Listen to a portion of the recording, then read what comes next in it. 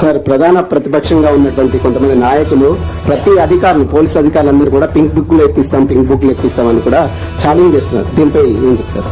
నేను ఆల్రెడీ ఒక TV channel చెప్పినానండి, మాకు pink book, blue, red, white అట్లా ఏముండదు. మాదంతా ఓన్లీ కాకి బుక్. కాకి బుక్ అంటే సిఆర్పిసి, ఐపీసీ చట్టాలతో ప్రకారం పోతాము. ఆ కాకి బుక్ అంటే అవన్నీ కలిస్తే కాకి బుక్ అవుతుంది. ఇదే మాకు తెలిసిన కలర్ గానీ మిగతా కలర్ సంబంధం లేదు. మంత్రి గారి కుమార్తె ఇంత తీవ్రమైన ఆరోపణలు చేస్తే టాస్క్ ఫోర్స్ పోలీసులు, మంత్రి గారు స్వయంగా నిందితుడిని కారులో వేసుకొని మీ కళ్ళ ముందు నుంచి పోతుంటే ఏం పీకుతుంది పోలీస్ యంత్రాంగం అని నేను అడుగుతున్నాను. పెద్ద డైలాగులు కొట్టిండు కదా శివధర్ రెడ్డి రాగానే డీజీపీ, మాకు పింక్ బుక్ లేదు, రెడ్ బుక్ లేదు, కాకి బుక్ ఎక్కడ పోయింది? ఇప్పుడు నీ కాకి బుక్ కాకెత్తుకపోయిందా? కాకి బుక్ను కాకెత్తుకపోయిందా? ఎక్కడ పోయినాయి మీ పోలీసు యొక్క దమ్ములు, మీ పోలీసు యొక్క తెలివితేటలు, చాతుర్యాలు ఎక్కడ పోయినాయి?